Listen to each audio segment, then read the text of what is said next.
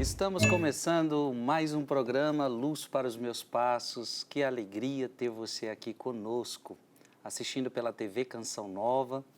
E você que nos acompanha pelo meu canal do YouTube, Frei Gilson / São do Monte, canal do YouTube de Dom José Francisco Falcão. Seja muito bem-vindo. Aqui é um programa onde você vai aprender sobre a Palavra de Deus, onde Deus vai falar muito forte ao seu coração. Não tem como entender que a gente só vai estudar, não é um estudo somente, é Deus falando conosco. Este programa é Deus falando com você, esse programa é Deus orientando a sua vida, este programa é Deus iluminando seus passos, o seu caminho. Seja muito bem-vindo. E olha, chegamos neste programa a um ponto importantíssimo. Esse programa tem pouco tempo que começou na TV Canção Nova e já tem sido uma bênção, muita gente acompanhando, tanto todo domingo à noite na Canção Nova ou depois através do canal do YouTube. Já é um sucesso esse programa. E começamos com uma introdução. E essa introdução acaba hoje. Então olha que bênção. Chegamos a este ponto onde fizemos um longo caminho de introdução a toda a Sagrada Escritura para que você e eu tenhamos base para entender melhor o Antigo Testamento. Lembrando que este programa, o foco central é o Antigo Testamento. Obviamente, não tem como ler o Antigo Testamento sem a luz do Novo. Por isso que a gente acaba estudando toda a Sagrada Escritura. Mas hoje, então, acabamos essa introdução. Eu já aviso para você que nós vamos iniciar uma série de programas falando sobre pecado original. Num dos programas foi isso que Deus inspirou. E fico feliz por quê? Porque é algo que está lá no início do Gênesis, o pecado original. Então a gente vai na origem, a gente vai no princípio de tudo ali que atingiu o ser humano. Então prepare-se, hoje mesmo a gente começa. Mas antes, precisamos só encerrar a nossa introdução, que faltou apenas tratar sobre os imperadores da época. Porque vimos nos programas passados o quadro cronológico do Antigo Testamento e do Novo Testamento. Então falta só mais um pouquinho. A gente vai então terminar agora, neste primeiro bloco, a introdução de toda a Sagrada Escritura e depois seguimos para o pecado original. Seja bem-vindo, pega a sua Bíblia, pega as suas anotações. O programa de hoje vai ser bom demais. Mas antes de tudo, quero acolher desde já Dom José Falcão, que está conosco. Sua bênção. Deus abençoe sua vida. Que alegria estar aqui. Dom José, que alegria. Estamos hoje terminando essa grande introdução. E nos programas passados, o senhor O senhor nos ajudou com esse quadro cronológico a entender mais ou menos nosso Antigo Testamento ali, desde o livro do Gênesis até chegar a Jesus Cristo. E depois o Senhor também já nos ajudou ali os 100 anos da era cristã depois de Cristo. E ficou de a gente tratar dos imperadores romanos do primeiro século da era cristã e os 4 imperadores. Gostaria, então, de dar a palavra ao Senhor para que o Senhor termine essa grande introdução. E o porquê que esses imperadores são importantes a gente entender o papel deles aqui. A revelação cristã, ela que tem origem na Antiga Aliança, já vimos fizemos esses cursos histórico e bíblico também, é uma revelação na história. E a história, ela é feita de personagens que integram o mundo bíblico. E dentre esses personagens nós temos personagens do povo hebreu, Antigo Testamento, e temos obrigatoriamente a presença de personagens que não são do mundo hebreu, do mundo hebraico. Pensemos os imperadores que fizeram parte, que integram, que estão descritos nos livros do Antigo Testamento. Ciro, rei da Pérsia, Nabucodonosor, rei de Babilônia, etc. Depois vemos os generais do mundo helênico, Alexandre Magno e as dinastias que se seguiram após a morte de Alexandre Magno, depois vemos os Lágidas, depois vemos o Império Romano, até chegar em Jesus Cristo. E em Nosso Senhor Jesus Cristo, nós temos o mundo romano. A Terra Santa era província do Império Romano. E o Império Romano tinha como imperador aquela maior autoridade que residia em Roma. E assim foi até a morte do último dos apóstolos, São João. Porque eu achei conveniente a gente citar esses imperadores. Porque, primeiro, é muito importante porque foi graças à decisão dele que São José teve que sair de Nazaré da Galileia para Belém, para o recenseamento. Texto que aparece explicitamente nos evangelhos da infância, São Lucas, sobretudo, São Lucas e São Mateus. Temos também, no final da era cristã, da era apostólica, um imperador que não é citado, mas nós sabemos que foi decisão dele, de perseguir os cristãos, ocasião em que São João teve que fugir para a ilha de Patmos, da sua diocese a Éfeso. Então, isso aconteceu no pontificado, no governo de Domiciano.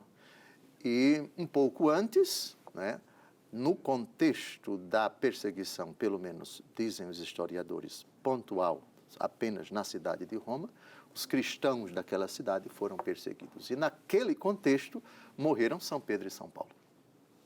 Nero. O imperador Nero.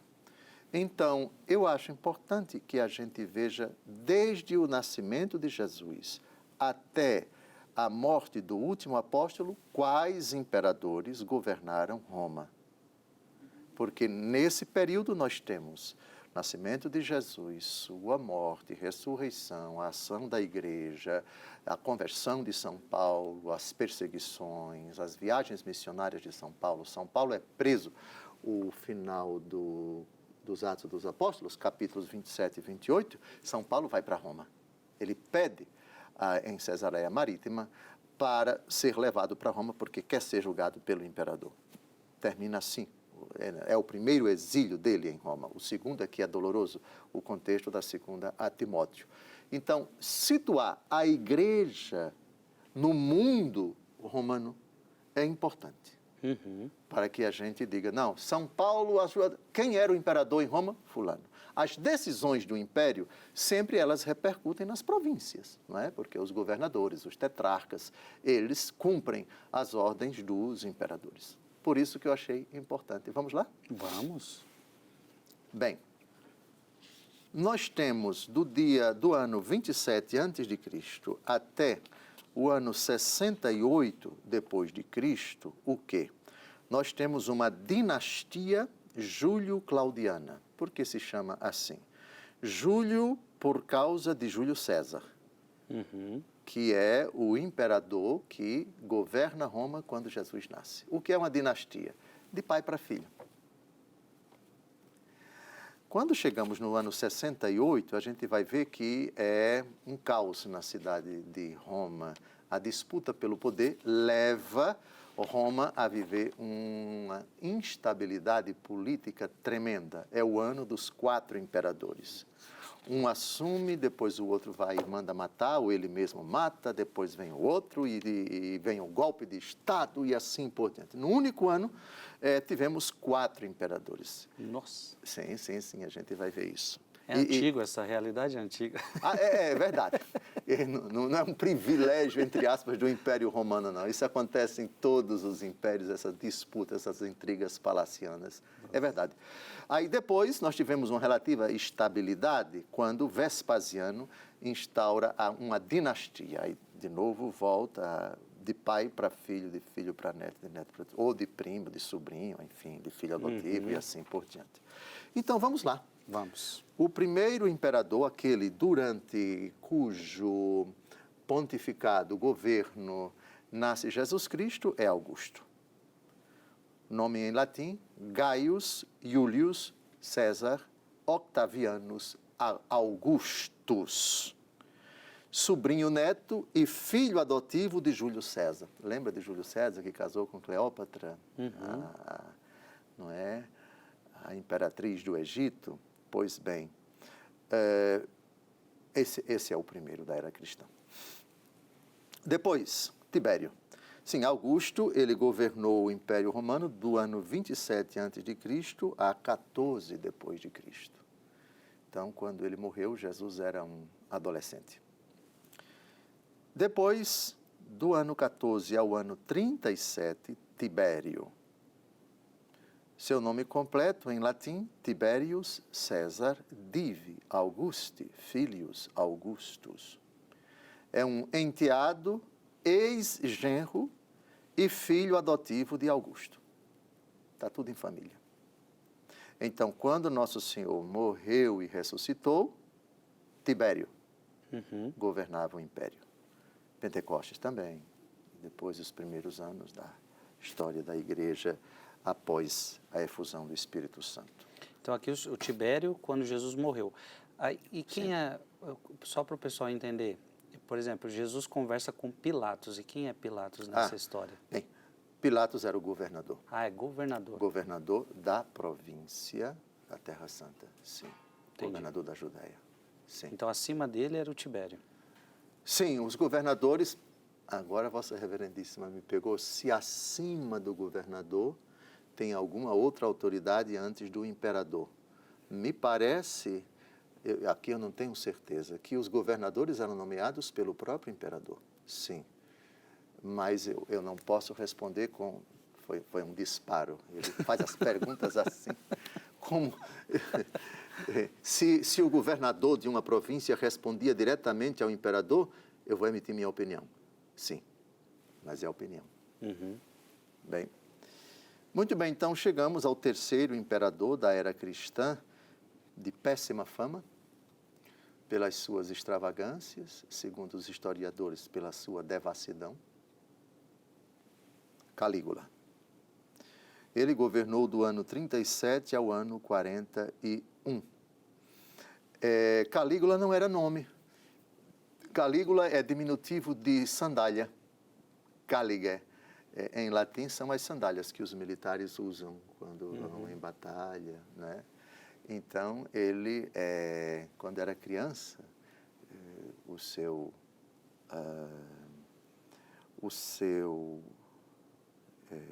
pai, chamado Germânicos, o levava para brincar entre os militares e ele vestia aquelas roupas de militar, né? E usava as sandalinhas. Caliga ou caliga no plural, são sandálias. Sandálias. Calígula é sandalinha. É um apelido, mas na verdade o nome dele era Gaius Iulius Caesar Augustus Germanicus, sobrinho neto e herdeiro adotivo de Tibério, bisneto de Augusto. Aqui também dá para entender que a língua oficial era o latim? Sim, do Império Romano, sim. Ainda que se falasse em várias partes do Império o grego e especificamente na Terra Santa o hebraico e o aramaico. Tanto é que foi determinado que Herodes ou Pôncio Pilatos, agora eu estou em dúvida, colocar os letreiros nessas três línguas. Jesus Nazareno, rei dos judeus. Sim, mas a língua oficial do Império Romano era o latim. Sim. Bem, Calígula. Então, Calígula, veja, governou pouco tempo. Foi um governo de muitas excentricidades. Era uma pessoa, dizem os historiadores, de um temperamento e de condutas reprováveis. Depois da morte de Calígula, vem Cláudio. Governa o império do ano 41 a 54. Tiberius Claudius Caesar Augustus Germanicus, tio de Calígula e sobrinho neto de Augusto. Tudo família, né? Tudo família. Depois, aí sim, dentre todos esses, aparece agora essa figura terrível que determinou a primeira perseguição aos cristãos. Muito se escreveu a respeito do incêndio de Roma durante o seu governo. Alguns dizem que foi iniciativa dele, outros dizem que ele culpou os cristãos por terem sido os responsáveis por esse incêndio, etc. Em todo caso, disputas de história à parte, propostas, etc., o fato é que os cristãos foram perseguidos por ele, por determinação dele, e foi uma perseguição, não foi em todo o império, foi em Roma e nos seus arredores, mas muitos cristãos morreram, e é nesse contexto que morrem, vamos ver, já vimos no quadro histórico, o martírio de São Pedro, que acontece no ano 66, e depois, antes São Paulo é executado também na mesma cidade. Então, sobre o domínio de Nero, morre São Pedro e São Paulo. São Pedro e São Paulo, exatamente. Sim. Depois... Era com ele que acontecia aqueles que falam que colocavam leões, no Coliseu, para matar os cristãos, para fazer aquele espetáculo? O Coliseu, realmente, para nós católicos, ele é um lugar sagrado. Já há muitos anos que os pontífices, na Sexta-feira Santa, vão ao Coliseu para a recitação, a procissão da Via Sacra. Sim, de fato, ali tivemos execuções. Mas o Coliseu ele foi construído um pouco depois de Nero. Aliás, ele se chama, oficialmente, o Coliseu se chamava Anfiteatro Flávio, em homenagem exatamente àquele que inaugurou.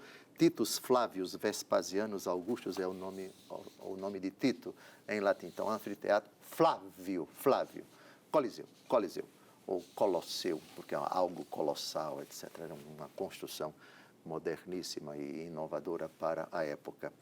Então, provavelmente os cristãos foram sacrificados no Circo de Nero, que é um outro local onde o próprio imperador determinou que eles fossem executados. As execuções elas eram públicas e os corpos ficavam expostos justamente para que a população visse, como o quê? Servisse de exemplo para as pessoas que aqueles grandes criminosos, os corpos ficavam lá, etc. Depois os cristãos iam e pegavam os corpos dos seus irmãos na fé e sepultavam. Mas o Coliseu ainda não tinha sido construído, porque estamos ainda em Nero, não é? Certo. Estamos em Nero. Nero governa de 54 a 68. Nesse período são martirizados São Pedro e São Paulo e tantos outros. Nome oficial dele, Nero Claudius César Augustus Germanicus. Sobrinho neto, enteado, genro e filho adotivo de Cláudio, o imperador anterior, tataraneto de Augusto. Bem, o governo de Nero foi muito conturbado. Alguns defendem que ele se suicidou, outros que ele foi assassinado, enfim. Foi uma morte trágica a dele, nesse contexto de uma Roma, de uma capital muito conturbada. Bem, e aí o que é que acontece? A disputa pelo poder. E aí é do ano 68 a 69, nós temos o ano dos 4 imperadores. Galba, Otão, Vitélio e Vespasiano. Galba governou poucos meses, do finalzinho de 68 ao início de 69. Servius Sulpicius Galba César Augustus. Ele era o governador de uma província romana, a Espanha, Hispânia, mais ou menos onde hoje é a Península Ibérica. Espanha vem de Espanha, né? Espanha, Portugal, etc., por ali. Teve momentos em que a província da Espanha se tornava maior, menor, etc. Bom, esse governador, ele revoltou-se contra Nero e tomou o poder após o seu suicídio. A tese mais aceita entre os historiadores é que, de fato, Nero cometeu suicídio. Bem, mas Otão, poucos meses depois, Marcus Salvius Otto César Augustus, ele toma o poder por meio de um golpe de Estado contra Galba. Veja que Galba não é da família, é da dinastia de Flávio, a dinastia anterior, que a gente viu, não é? Isto é, de pai para filho. Não. E depois, poucos meses depois de Otão ter dado um golpe de Estado, vem Vitélio, Aulus Vitélius Germanicus Augustus, governador da Germânia. Germânia, Alemanha, aquela região da Alemanha, mas não é a Alemanha de hoje, era uma região bem mais ampla. Ele toma o poder em oposição a Galba e a Otão. Aí chega, poucos meses depois, Vespasiano. Vespasiano se chamava Titus Flavius Vespasianus César Augustus. E aí sim, ele vai fundar a dinastia. Agora todos os imperadores romanos vão ser da minha família. E acabou sendo, pelo menos até mais para a frente. É a dinastia Flaviana. Por quê? Porque o nome dele é Flávios, Titus Flávios. Ele governa de 69 a 79. Veja, durante esse período, o que é que nós temos aqui no ano 70? Nós temos a decisão dele de mandar para Jerusalém, o seu próprio filho como general para abafar uma rebelião dos judeus. Dias virão em que não ficará pedra sobre pedra. Lembra dessa profecia de Jesus? Os exércitos romanos, várias legiões lideradas por Tito, vão a Jerusalém. E lá o templo é destruído. E se cumpre a profecia de nosso Senhor. Por isso, Vespasiano, em Roma, partiu dele a decisão de mandar o próprio filho, Tito, que com a morte dele vai se tornar imperador. Titus Flávius Vespasianus Augustus, filho de Vespasiano. Titus, o general, na época era general. Depois, o general que invadiu a cidade, destruiu o templo e provocou um massacre, e os que escaparam foram para a diáspora, foi o general Tito, filho de Vespasiano. Com a morte de Vespasiano em 79, isso aconteceu no ano 70. Tito vai se tornar imperador. De 79 a 81, pouco tempo. E aí, o último imperador,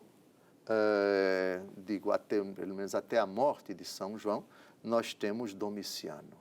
Domiciano, aí sim, essa foi a grande perseguição movida pelo Império Romano contra os cristãos em todo o Império.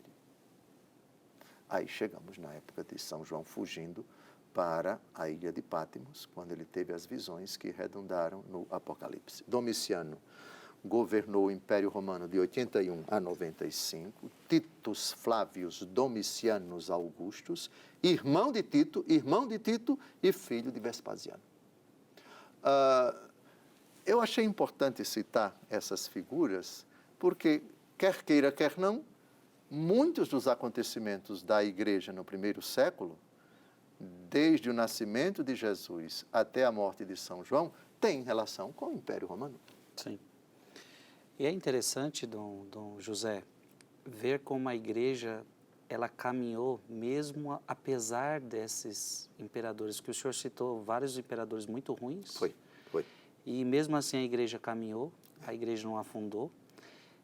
Vemos também que uma coisa é o poder humano do mundo, a Igreja não estava atrelada a isto. Então, para terminar esse bloco, o senhor podia dar essa palavra de que a Igreja subsiste mesmo com governos que não estão favoráveis ou não incentivam ou não ajudam. Vemos aqui que a Igreja continuou e era o período, podemos dizer, o mais forte da Igreja de Cristo, era essa época que estava nascendo. Dentre muitas frases de Nosso Senhor Jesus Cristo sobre esse argumento, importante, eu evocaria o último versículo do capítulo 16 do Evangelho segundo João. A palavra é tribulação. João 16, 33. O apóstolo Paulo, na carta aos Romanos, fala que a criação geme dores de parto. Uma expressão que não se aplica só aos homens, mas a toda a criação, aguardando a manifestação gloriosa do Senhor. A igreja, essa é a temática de todo o livro do Apocalipse. A igreja atravessa a história com os seus tormentos, com suas dores, com suas aflições, os seus filhos todos sujeitos a essas intempéries, a essas perseguições, não é? João 16, 33.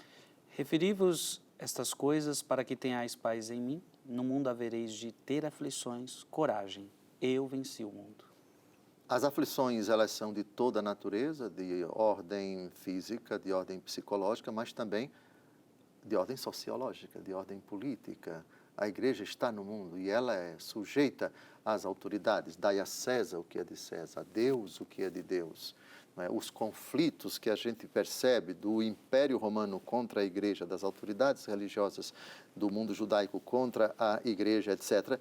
Todas essas realidades mudam os personagens, mudam as instituições, mas os contextos, mas essencialmente nós temos essa luta entre o poder das trevas, que utiliza-se muitas vezes das instituições, das pessoas para perseguir a igreja. Então, coragem, eu venci o mundo. Vamos ficar com essa palavra. Meu querido, aqui nós terminamos essa grande introdução sobre a Sagrada Escritura. Muito feliz por isso, você que nos acompanha desde o início, você que chegou no meio do caminho.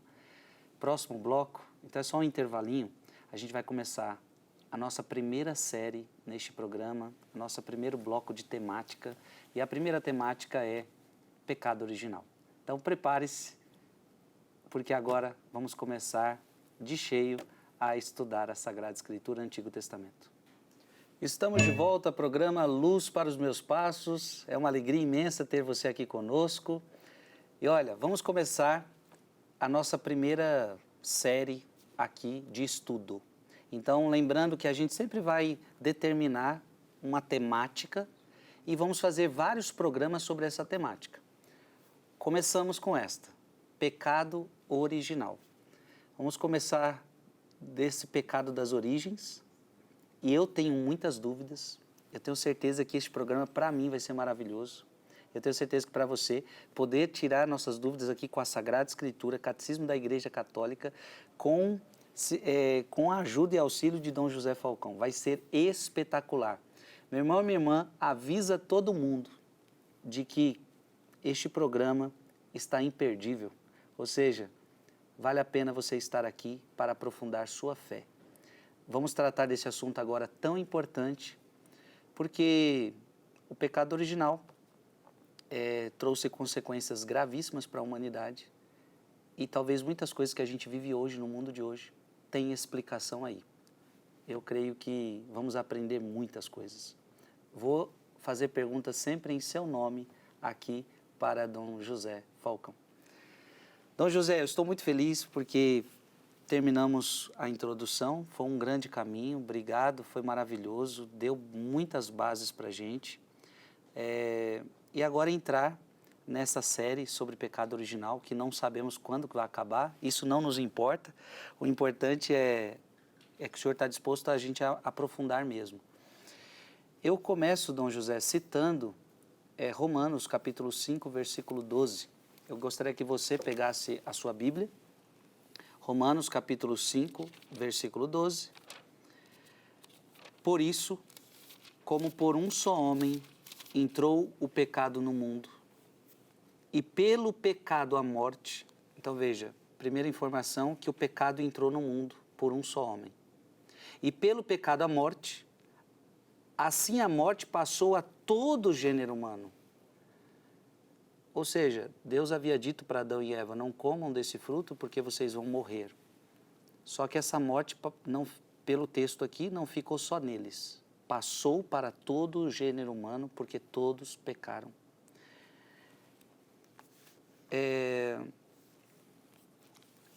Antes até de ir para a nossa pauta, essa palavra que eu acabei de ler, ela tem base no pecado original?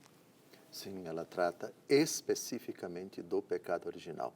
No Catecismo da Igreja Católica, mas antes, já desde o Concílio de Trento e outros documentos, outros concílios anteriores ao Concílio de Trento, nós temos 21 concílios ecumênicos e muitíssimos abordam o tema do pecado original.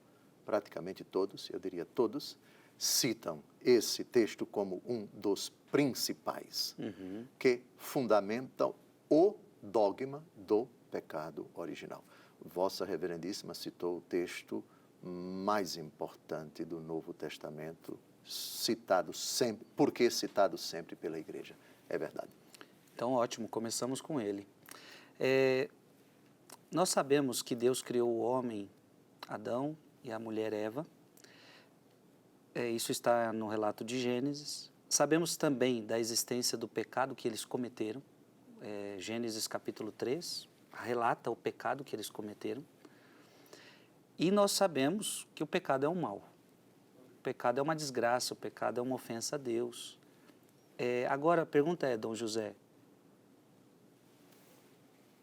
Deus fez o homem e a mulher maus? Porque a pergunta que alguém pode se fazer é, mas se eles eram bons, de tudo que Deus fez era bom, e o ser humano era muito bom, por que eles tiveram essa capacidade se eles não conheciam o pecado? Deus os fez maus, então? A palavra de Deus diz, o texto já foi citado por Vossa Reverendíssima, no livro do Gênesis, capítulo 1, versículo 31, sempre aqui o leitor oficial é aquele que me empareda. Ele me empareda com pergunta e eu emparedo citando os textos da Bíblia para ele ler. É o relato da criação, em vários momentos dos 6 dias da criação, e Deus viu que era bom, tal coisa era boa. Ou seja, cada momento da criação.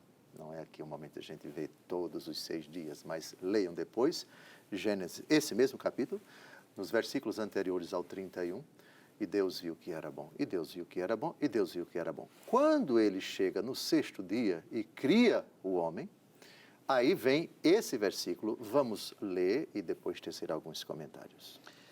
Deus contemplou toda a sua obra e viu que tudo era muito bom. Pronto. Deus não criou o homem mau. Deus não criou nada mau.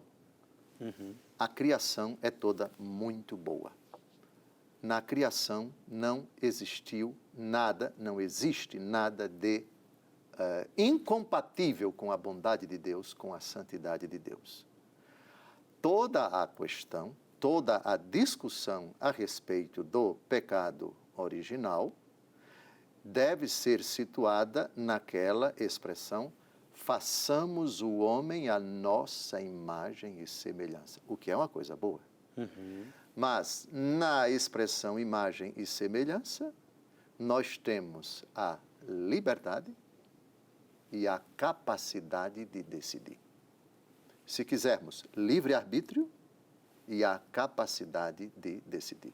É o exercício dessas duas realidades que vai ser algo específico do homem ao longo de toda a história, que vai ser a causa que vai originar essa realidade chamada pecado.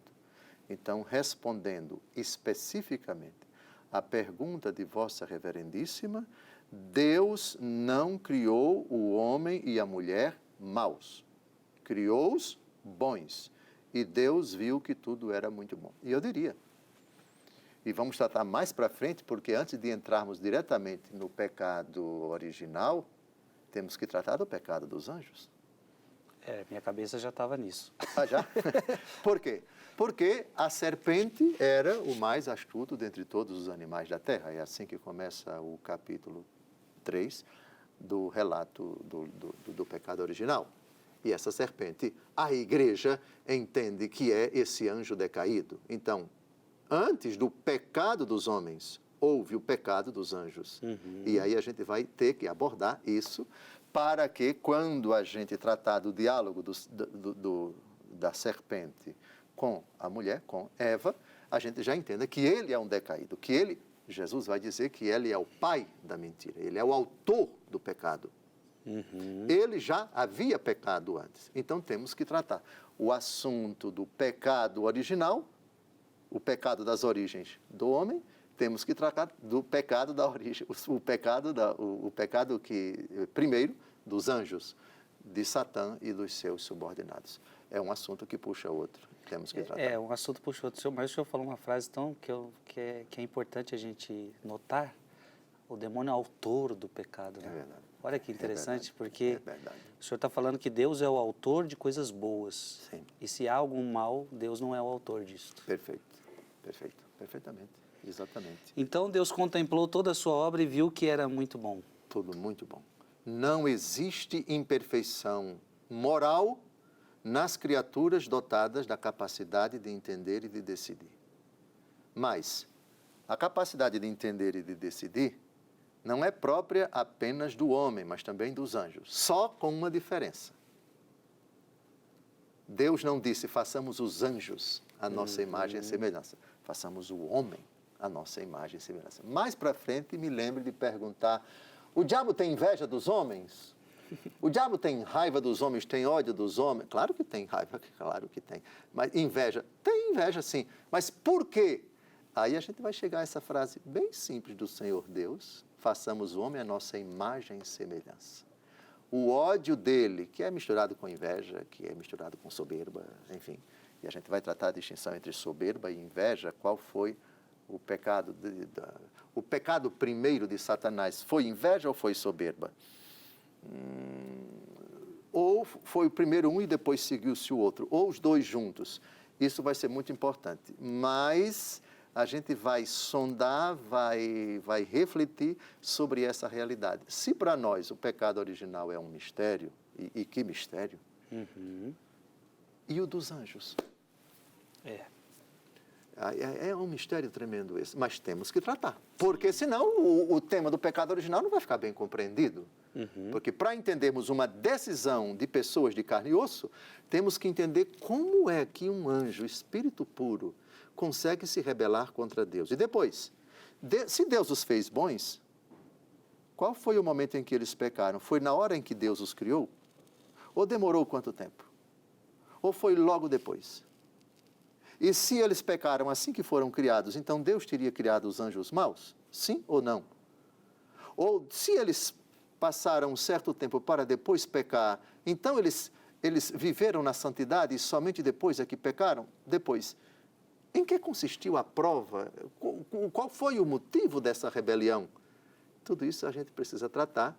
E já que ele trata dos assuntos, me coloca nos abacaxis, aí um abacaxi vai aparecendo outro abacaxi e a gente vai ter que descascar, porque é a vida, é a vida. Muito bom. Dom José, quando o senhor fala que o homem era bom, fomos criados à imagem e semelhança de Deus, já li em muitos livros falando do Adão e Eva com os dons preternaturais. Vamos tratar disso. Vai ter isso? Vai, sim. Tá, então... Deixe-me ver... Vamos deixar mais para frente. Sim. Vai ser a quarta pergunta que Vossa Reverendíssima... Eu estou aqui com a pauta somente indica temas. Ele já sabe dos temas, mas a resposta é o que tenho que me virar. Essa vai ser a quarta pergunta dele. Eu só queria, desdobrando essa primeira pergunta dele, se Deus fez o homem e a mulher maus, eu já respondi essencialmente, eu queria evocar o parágrafo 374 do Catecismo da Igreja Católica, porque ele diz, numa forma muito mais solene do que aquela que eu disse, o homem não somente foi criado bom, mas Deus deu a ele uma condição privilegiadíssima no momento em que ele foi criado juntamente com sua companheira. Catecismo da Igreja Católica, parágrafo 374. O primeiro homem não só foi criado bom, mas também foi constituído em tal amizade com seu Criador e em tal harmonia consigo mesmo e com a criação, que só serão superadas pela glória da nova criação em Cristo. Aqui nós temos várias coisas. A primeira coisa, o homem foi criado bom. Sim. Qualquer criatura foi criada boa, inclusive os anjos maus. Não vamos tratar dos anjos decaídos agora, vai ser mais para frente. Criado bom. Depois, amizade com o seu Criador. A amizade com Deus, nós chamamos hoje, em teologia, linguagem técnica atual, estado de graça. O que é o estado de graça? Amizade com Deus. Estou em paz com Deus. E depois, a harmonia harmonia consigo, com a criação e com o próprio Deus. Harmonia significa, eu estou em paz, não estou lutando, não estou litigando. Lembra quando, e mais para frente a gente vai ver, depois do pecado, as consequências do pecado, o drama interior, de que fala o apóstolo Paulo na carta aos Romanos, capítulo 7, lembra disso? Existe uma luta interior dentro de mim, eu conheço o bem que quero e faço o mal que não quero. Querer o bem está ao meu alcance, fazê-lo não. Quem me libertará deste corpo de morte? Lembra disso? Sim. Isso aí é a desarmonia dentro do homem. Vamos chamá-la, é São João quem chama, na sua primeira carta, de concupiscência. O apetite, a inclinação para o pecado. Essa realidade não existia antes do pecado. O homem vivia em harmonia consigo. Depois, harmonia com sua companheira. Uma das consequências do pecado é exatamente essa. A mulher vai se inclinar contra você, não é? Você vai subjugá-la, não é? A subjugação do homem, o homem vai dominar a mulher. A relação entre os dois é tensa. Aliás, já no momento em que o Senhor Deus pergunta a Adão por que ele comeu o fruto, sabe o que ele faz? Bota a culpa na companheira. Foi a mulher que o Senhor me deu. Olha o mau caráter. Não assume a culpa e ainda insinua que Deus é o culpado. Isto é, esse traste que o Senhor me deu aqui, se não fosse ela, não tinha comido. Ele não falou traste, por favor, aqui é por minha conta. Mas ao dizer, depois a gente vai ver o relato, ele bota a culpa na mulher. Ele não assume suas responsabilidades. Isto é, os dois se desentendem. E a mulher, quando ela é instada, ela diz, foi a serpente. Ou seja, Adão não assume a culpa, bota a culpa na mulher, a mulher não assume a culpa, bota a culpa na serpente. O desentendimento, a desarmonia. Então, desarmonia, falta de harmonia do homem dentro de si, os desejos do espírito e os desejos da carne. Isso é consequência do pecado. Antes do pecado, não tinha. Atrito entre o homem e a mulher. Antes do pecado não tinha. Aliás, o homem, quando a mulher desperta, Adão diz, a primeira declaração de amor, esta sim, é osso dos meus ossos, é carne da minha carne. Ela se chamará mulher porque veio do homem. É a declaração de amor. Ele está feliz porque Deus deu uma companheira para ele.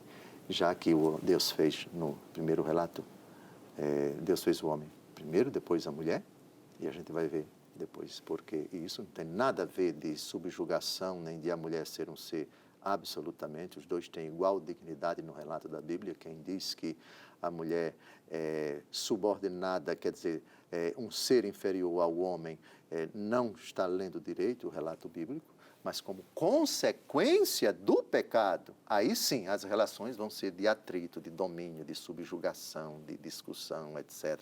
Isso é consequência do pecado original. Pois bem, então, desarmonia e também desarmonia entre o homem e Deus. Porque, onde estás, Adão? Ouvi teus passos no jardim e me escondi porque eu estou nu. Quem te disse que estavas nu? Entendeu? O homem tem medo de Deus. O homem não está mais em paz com Deus. O relato diz que eles estavam nus e não se envergonhavam. E agora eles estão nus e escondidos, sentindo vergonha de Deus. Então, a desarmonia é um efeito do pecado. Antes do pecado, nós temos amizade com Deus e harmonia. O homem e a mulher em paz com Deus, em paz consigo e em paz com as criaturas. A harmonia dentro de si, não há conflito entre os interesses do corpo e os interesses do espírito. A harmonia com a sua companheira, a mulher se dá muito bem com o homem, não tem brigas, não tem arengas, não tem disputas. E harmonia com as criaturas. Harmonia com Deus, com as criaturas, particularmente o companheiro ou a companheira, homem ou mulher, e harmonia dentro de si. Esse E outra coisa, veja, aqui esse relato do catecismo diz o seguinte, o estado de amizade do homem e da mulher antes do pecado é semelhante, é maior ou é menor do que o estado de graça possibilitado por Cristo Jesus. Na sua opinião, o estado de graça de Adão e de... Olhe bem o que está no catecismo. A resposta já está aí. Pergunta para o Frei Gilson. Frei Gilson, o homem e a mulher, antes do pecado, viviam em estado de graça. Portanto, amizade com o seu Criador. Essa condição de estado de graça, na sua opinião, é igual ao estado de graça que nos foi dado pelo sangue de nosso Senhor Jesus Cristo? É um estado de graça menor do que o estado de graça dado pelo sangue de Cristo, ou é maior do que o estado de graça nos dado pelo sangue de Cristo? A resposta está aí, no finalzinho da frase. Mas também foi constituída em tal amizade com seu Criador e em tal harmonia consigo mesmo e com a criação, que só serão superadas pela glória da nova criação em Cristo. Parece que a nova criação em Cristo vai nos dar, já nos dá, pela fé e pelo batismo, não é? Só que essa glória, ela tende à perfeição. Enquanto estamos a caminho, ela sempre pode crescer. Mas a novidade que o sangue de Cristo nos traz é uma novidade infinitamente maior do que o estado de graça do tempo de Adão. Porque Adão não foi redimido pelo sangue de Cristo. A amizade com o Criador é uma amizade natural. Quando o senhor me perguntava, me vinha aquele texto já na cabeça, onde abundou o pecado, superabundou. Superabundou a graça. Como sim, se fosse algo maior, né? É verdade, é verdade. A graça de nosso Senhor Jesus Cristo, ela transcende a natureza, ela eleva a natureza, nos dá a sobrenaturalidade, portanto, é uma novidade em relação à natureza. Uhum. Então, nós temos uma graça natural, felicidade, sem dúvida alguma, enfim. Mas tem algo que, após o pecado, Deus Todo-Poderoso vai dar à humanidade. Aqui Ele deu na natureza. Só que a natureza foi manchada pelo pecado. E a graça de Cristo vai superabundar. O verbo é exatamente esse. Citou o texto correto. Inclusive, Dom José, aqui a graça de se tornar filho de Deus é uma graça que só acontece com Cristo, através do batismo. Sim, no sentido, a gente vai ver mais para frente que nós temos a graça da filiação divina, filho não no sentido dado por Jesus, de adoção pelo seu sangue derramado na cruz, mas filho no sentido amplo, isto é obra de Deus. Adão e Eva são obras de Deus, então os padres da igreja também os chamam de filhos de Deus, estão em amizade com Deus, enquanto criaturas, não enquanto seres reconciliados pelo sangue de Cristo, que é filho do Pai, que nos tornou filhos adotivos, a expressão do apóstolo Paulo. Mas sim, nós podemos dizer que Adão e Eva, filhos de Deus, num sentido diferente daquele dado pelo cristianismo, com as palavras de Jesus, com o seu sangue redentor derramado na cruz, pela reconciliação e a força do Espírito Santo. Mas, em comparação, se você diz que a graça que Jesus Cristo nos dá é a mesma graça que Deus deu a Adão e Eva, então qual foi a novidade que Jesus trouxe? Entendeu? Uhum. Isso nos tornaria parecidos com aqueles que defendem a mentalidade dos fariseus. Se vocês não se circuncidarem, vocês não... Peraí, se Cristo não trouxe uma novidade, então tem que continuar a circuncisão, então Cristo morreu em vão? Eu partiria desse raciocínio, claro, fazendo as devidas reparações, as devidas matizações, mas entre a graça da natureza humana no paraíso e a graça que nos deu nosso Senhor Jesus Cristo, o verbo é superabundar. Sim. Abundou a graça no paraíso. Em Cristo, superabundou a graça. Temos uma novidade. Atenção, superada pela glória da nova criação em Cristo. Ou seja, o paraíso, no céu, não vai ser um paraíso igual ao paraíso do tempo de Adão e Eva antes do pecado. Epa, que é isso? Entre esse paraíso e o paraíso celeste, nós temos uma realidade: o sangue de Jesus, a reconciliação da humanidade em Cristo, a recapitulação de todas as coisas, Aqui a humanidade ela é elevada a um grau inimaginável de santidade, de graça, de beleza, de pureza pelo sangue de Cristo.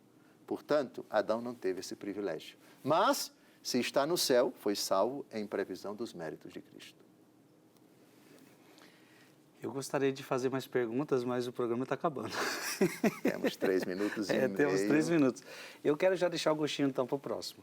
Porque quando o Senhor me fala sobre Deus criou o homem bom, me veio 2 textos que eu gostaria de começar o programa que nós vamos ter no próximo com ele. Porque me veio assim, Deus criou o homem bom, como o Senhor citou no catecismo, e aí me veio o texto de Efésios capítulo 1, versículo 4. Nos escolheu nele antes da criação do mundo para sermos santos e irrepreensíveis diante dos seus olhos. Então é como se o texto falasse, fomos criados em Cristo. É verdade. Então como ser ruim a criação se fomos criados em Cristo? E logo depois me veio aquele texto de Colossenses, se eu não me engano, capítulo 1, versículo 15, deve ser isto, deixa eu ver. Ele é a imagem de Deus invisível, primogênito de toda a criação. Versículo 16. Nele todas as coisas foram criadas, as coisas nos céus, na terra, as criaturas visíveis e invisíveis. Ou seja, como ser ruim a criação se fomos criados nele, né? Então eu queria começar o programa que vem nessa dinâmica. Mas, Dom José, para encerrar, veja, você que está aqui conosco, que beleza vai ser este nosso programa, essa nossa nova temporada. A gente tratar do pecado original, veja que vai respondendo muitas das nossas questões. Também é natural, vai trazendo novas perguntas, vai trazendo questionamentos. Eu sei que você já tem vários questionamentos, mas calma, com calma a gente vai respondendo pouco a pouco cada questionamento. Eu preparei umas 40 perguntas para Dom José Falcão sem ver a pauta ainda. Então eu sei que a partir do momento que a gente vai seguindo a pauta, com muita calma, a gente vai respondendo, e já me respondeu algumas, né? Então, eu tenho certeza que este programa será maravilhoso. Fica com essa mensagem hoje. Deus fez tudo bom.